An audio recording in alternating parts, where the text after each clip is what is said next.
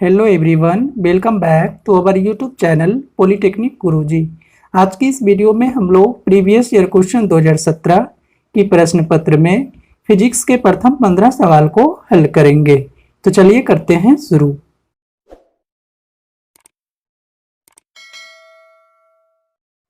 आज का हमारा पहला क्वेश्चन आपके स्क्रीन पे दिख रहा होगा। क्वेश्चन नंबर 1, भुजा 8 सेंटीमीटर वाले एक घन के पृष्ठ पर 16 न्यूटन का बल एक समान रूप से वितरित है, तो इस पृष्ठ पर दाब क्या होगा? Option A 3500 pascal, option B 2500 pascal, option C 4500 pascal, option D 5500 pascal. तो चलिए फिगर समझते हैं। ये आपका क्यूब है घन, जिसके एक सतह आपका ये एक पृष्ठ है जिसपे 16 न्यूटन का बल लगाया जा रहा, और इसकी भुजा दिया हुआ है 8 सेंटीमीटर। तो पूछा गया है दाब बताइए क्या होगा? प्रेशर। तो प्रेशर होता है आपका फोर्स पर यूनिट एरिया। तो फोर्स आपका क्या होगा? तो फोर्स हो जाएगा 16 न्यूटन, क्वेश्चन में गिवन है।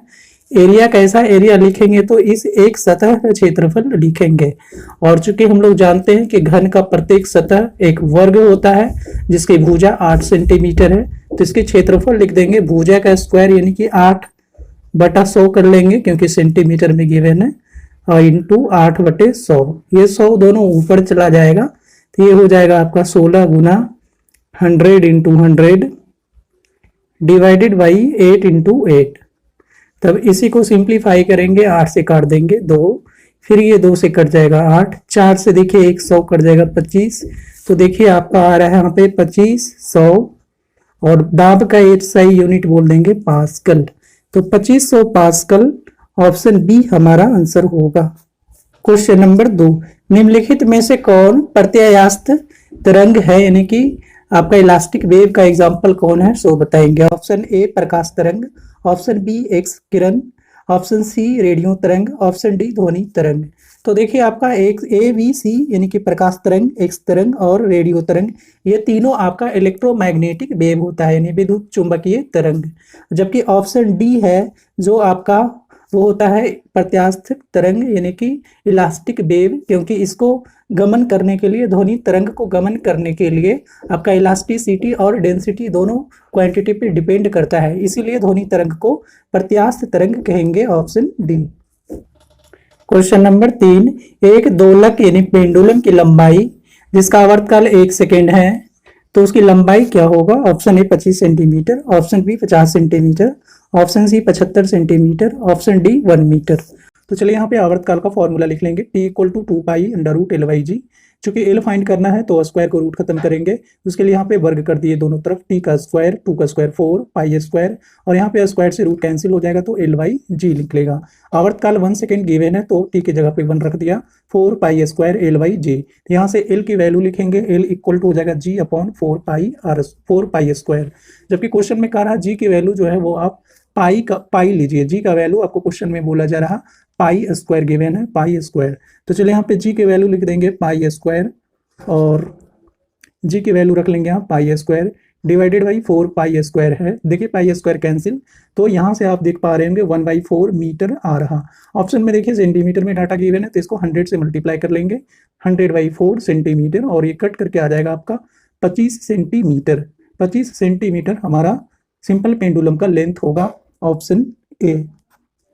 क्वेश्चन नंबर 4, यदि एक पत्थर को पृथ्वी के केंद्र तक ले जाएं तब ऑप्शन ए इसका भार शून्य हो जाता है, ऑप्शन बी इसका भार प्रभावित नहीं होता है, ऑप्शन सी इसका द्रव्यमान बढ़ता है, ऑप्शन डी इसका घनत्व घटता है। तो चलिए हम लोग जानते हैं पृथ्वी के केंद्र पे गुरुत्वीय त्वरण की वैल्यू 0 मीटर पर सेकेंड स्क्वायर लेते हैं, और चूंकि भार W = m/g होता है तो m चलिए कुछ ना कुछ तो डाटा होगा ही पत्थर का, और जबकि g की वैल्यू 0 तो ये मल्टीप्लाई करके आपका 0 न्यूटन उसका वेट हो जाएगा।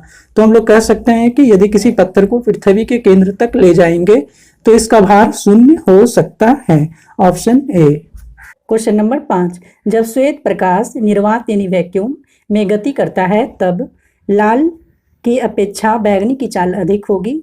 ऑप्शन बी बैंगनी की अपेक्षा लाल की चाल अधिक है, ऑप्शन सी सभी रंग एक समान चाल है, ऑप्शन डी विभिन्न रंगों यादृच्छिक विभिन्न चालें होती हैं।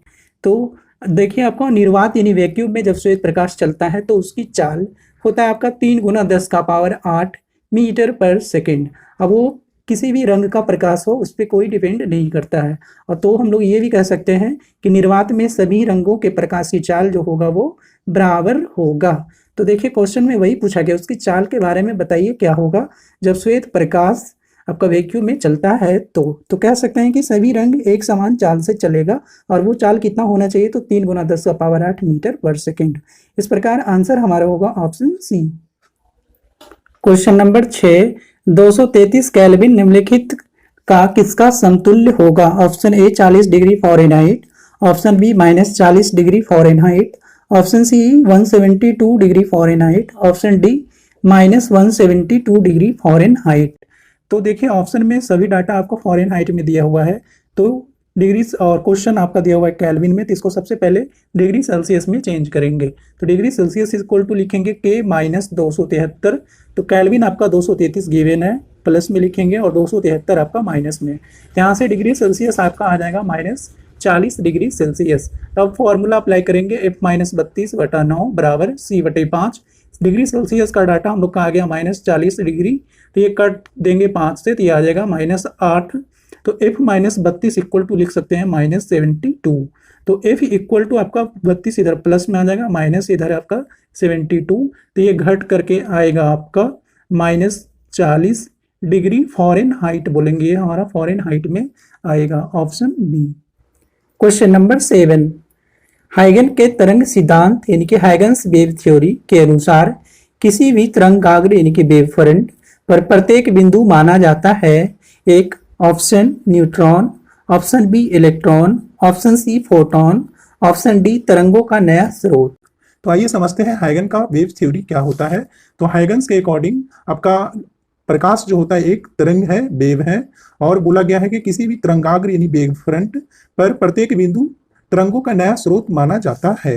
ये देखिए आपका फिगर भी समझेंगे, ये आपका सोर्स है लाइट का, इसमें चलिए एक किरण इधर देखते हैं, और ये आपका मीडियम का पार्टिकल्स है। इस पार्टिकल्स पे एक स्फीयर ड्रॉ करेंगे, एक स्फीयर देखिए प्रत्येक पार्टिकल्स पे स्फीयर ड्रॉ करेंगे और इसके लोकस को मिलाएंगे सरकमफेरेंस होते हुए, तो एक कंटिन्यूअस कर्व ऑब्टेन होगा जिसे हम लोग कहेंगे सेकेंडरी वेव फ्रंट, और ए और बी जो है आपका प्राइमरी वेव फ्रंट है।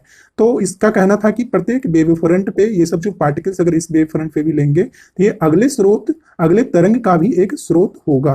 तो यही कहना था हाइगन्स प्रिंसिपल का कि किसी भी वेव फ्रंट पर प्रत्येक बिंदु जो होगा वो नए वेव के लिए यानी नए तरंगों के लिए वो स्रोत बनेगा।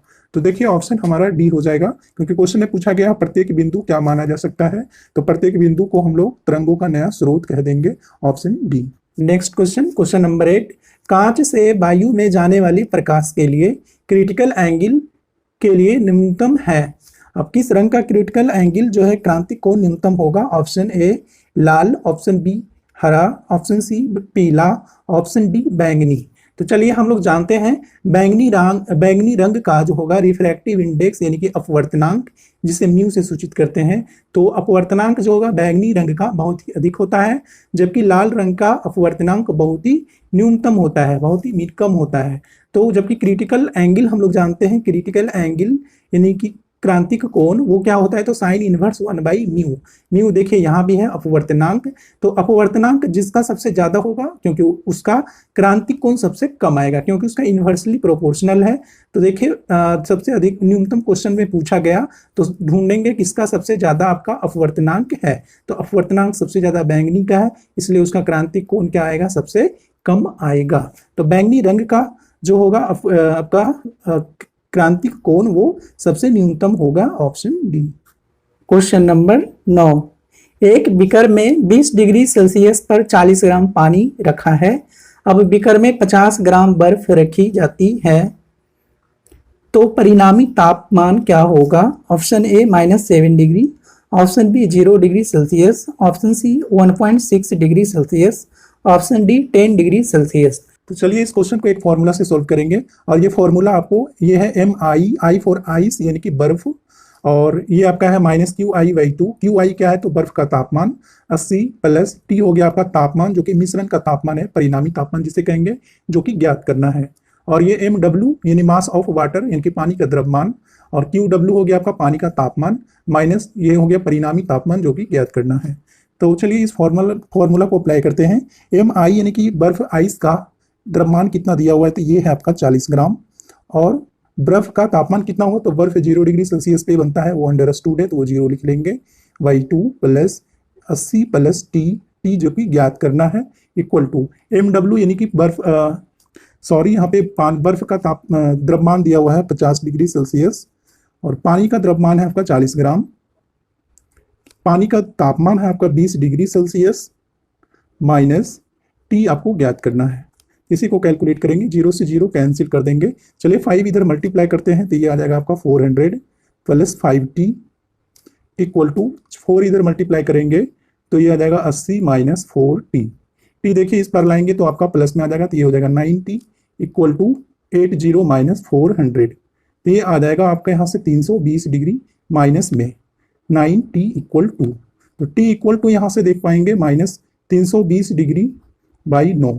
और एक चीज का ध्यान रखना है, इस फॉर्मूला में अगर कैलकुलेट करेंगे तो कैलकुलेशन करने के बाद अगर अंतिम तापमान T जो है वो माइनस में आएगा तो आंसर हम लोग ऑटोमेटिक 0 ही लेंगे। ये फॉर्मूला यही एज्यूम करके ही बनाया गया है, तो ये चीज ध्यान रखिएगा। तो 0 डिग्री सेल्सियस हमारा आंसर होगा।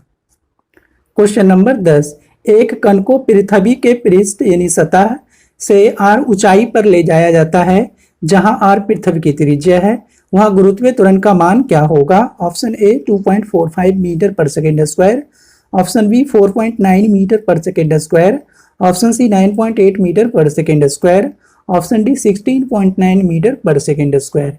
तो चलिए कुछ ऊंचाई पर पृथ्वी की सतह से कुछ ऊंचाई पर गुरुत्वीय त्वरण यानी G dash equal to formula apply कर लेंगे, G into R divided by R plus H का होल स्क्वायर।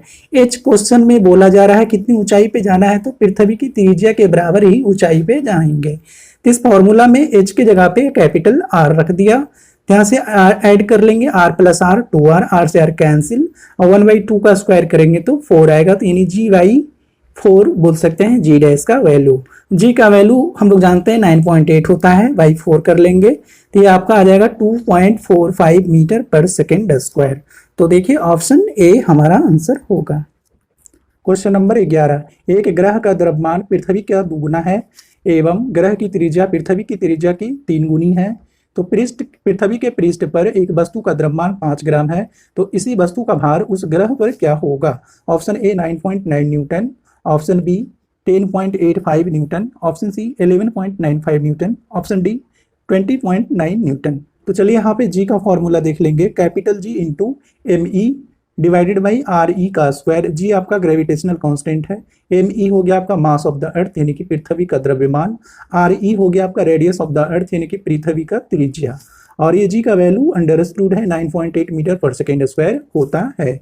अब ग्रह पर लिखेंगे G डैश का वैल्यू, ग्रह पर गुरुत्वीय त्वरण कितना होगा तो उसका नाम G डैश दे रहे हैं, और वो लिख देंगे कैपिटल G इंटू, अब देखिए ग्रह का द्रव्यमान बोला गया था पृथ्वी के द्रव्यमान का 2 गुना है, तो यहाँ पे लिख सकते हैं 2 इंटू ME, नीचे त्रिज्या का स्क्वायर होता है, तो बोला गया है पृथ्वी की त्रिज्या का 3 गुना है उस ग्रह की त्रिज्या, तो 3RE का होल स्क्वायर लिख देंगे, और ये फॉर्मूला इसी को लिखेंगे कि 2 कैपिटल G ME 2 को अलग साइड कर दिए और नीचे RE का स्क्वायर, देखिए 3 का स्क्वायर हो जाएगा यहाँ से 9, और इतना का वैल्यू हम लोग लिख देंगे 9.8, और ये है 2/9।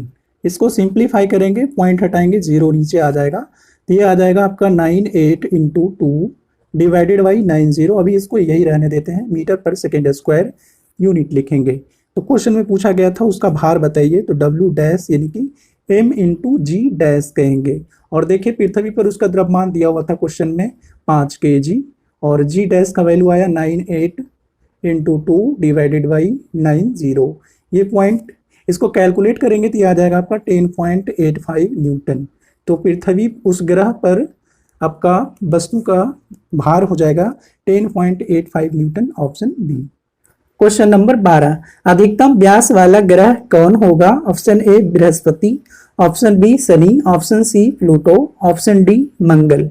तो हम लोग जानते हैं आकार की दृष्टि से सबसे बड़ा ग्रह होता है आपका बृहस्पति, इसलिए उसका व्यास अधिकतम बोलेंगे, option A answer. Question number 13, निम्नलिखित में से कौन सा एक पॉल्यूटेंट नहीं है? Option A sulphur dioxide, option B carbon dioxide, option C carbon monoxide, option D nitrogen oxide NO2।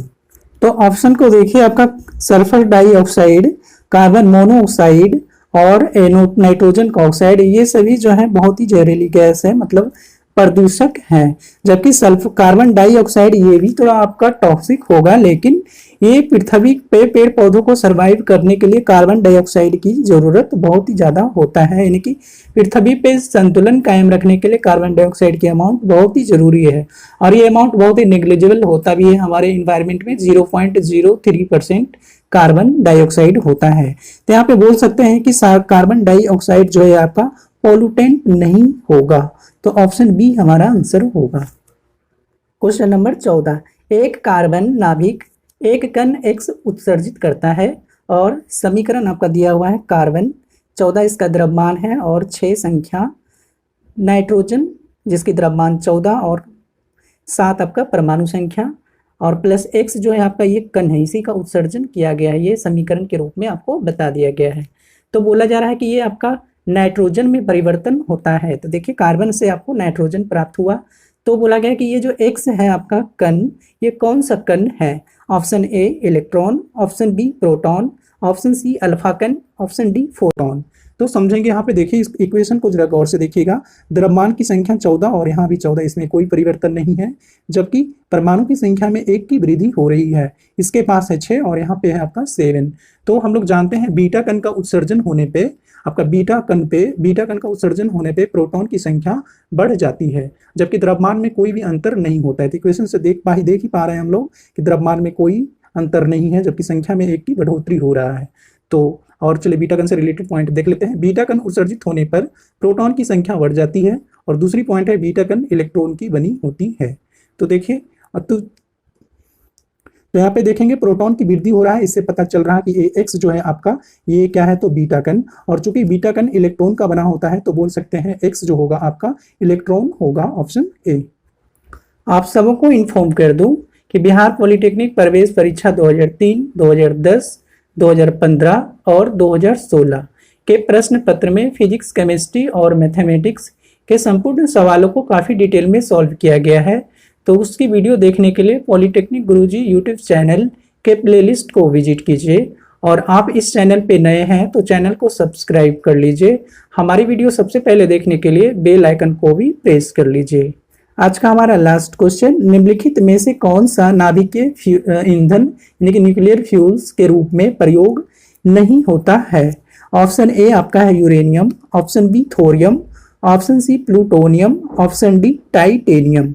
तो देखिए ये ऑप्शन थोरियम, यूरेनियम, थोरियम और प्लूटोनियम ये सभी आपका न्यूक्लियर फ्यूल है। ये न्यूक्लियर फ्यूल में यानी नाभिकीय ईंधन के रूप में कहीं ना कहीं उपयोग होता है, जबकि टाइटेनियम आपका न्यूक्लियर फ्यूल नहीं होगा। ये इसे बोल सकते हैं एक आपका रणनीति धातु इसका बोला गया है आपको। इससे बड़े बड़े मतलब औजार बनाया जाता है युद्ध के लिए, तो इसलिए आपका टाइटेनियम का उपयोग कभी भी हम लोग न्यूक्लियर फ्यूल के रूप में नहीं करते हैं। तो ऑप्शन डी हमारा आंसर होगा। धन्यवाद।